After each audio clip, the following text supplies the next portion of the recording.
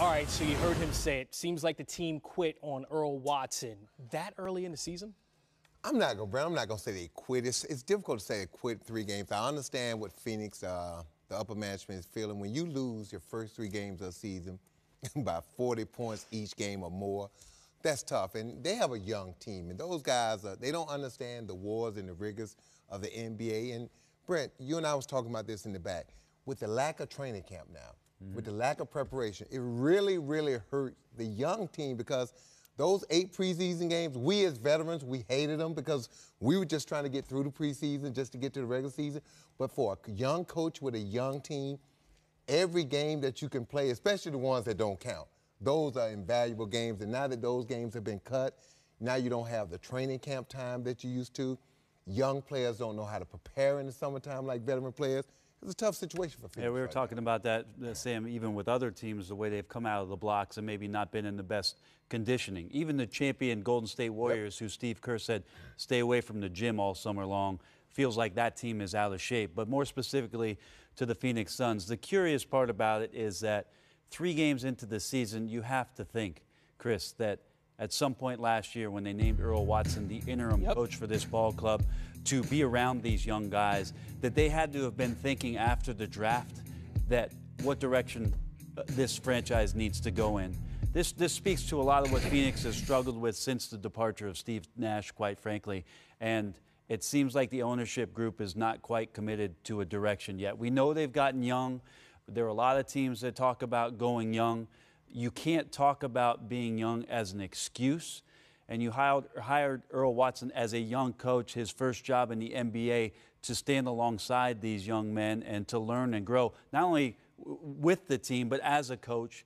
And 3 games in, it's very suspicious that this wouldn't have been done, Sam, before the season had begun. The weird thing to me about the NBA is that you hire a young, inexperienced coach, but not even a lot of coaching as an assistant coach.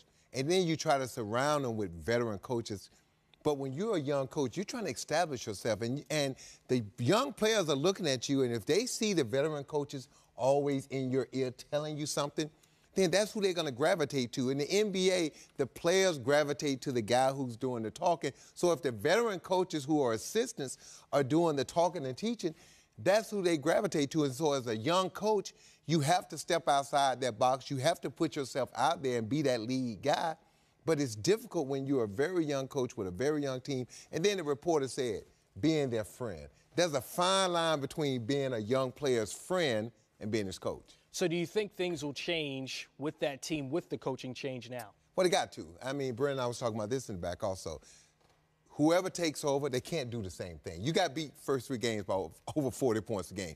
You can't come back to this group and say, look, we're going to continue to do the same thing offensively and defensively.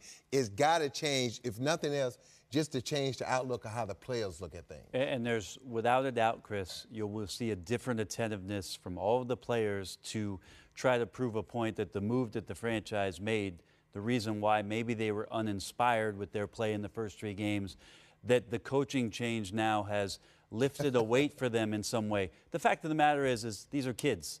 They don't quite know what's going on. They don't know how to do the work right now. It was disingenuous for Earl Watson to have this sort of environment with which to try to not only gain their trust, but to learn how to be a coach. It reminds me of what Jacques Vaughn went through in Orlando just a few years ago, where you have a young team and the coach is trying to establish himself. And now it's really on the players to respond to whatever it is, presumably, that Jay Triano is going to do as potentially the head coach of the Phoenix Suns. And I wish the best for Earl Watson.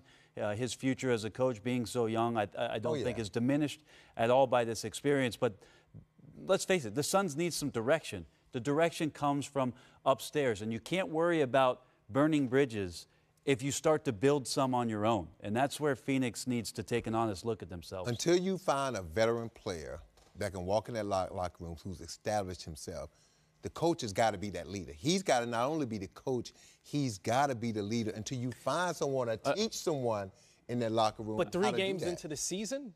Like, yeah, why not do it in the offseason? But that's back to my point, Chris. It's curious about when you made the coaching change and you go through the offseason, you let Earl and his staff have the summer league, that this wasn't something that had to have been discussed at some point. It can't just be a reaction to Eric Bledsoe sending out some sort of public service announcement about him not being happy with the team. And one more quick point, Chris.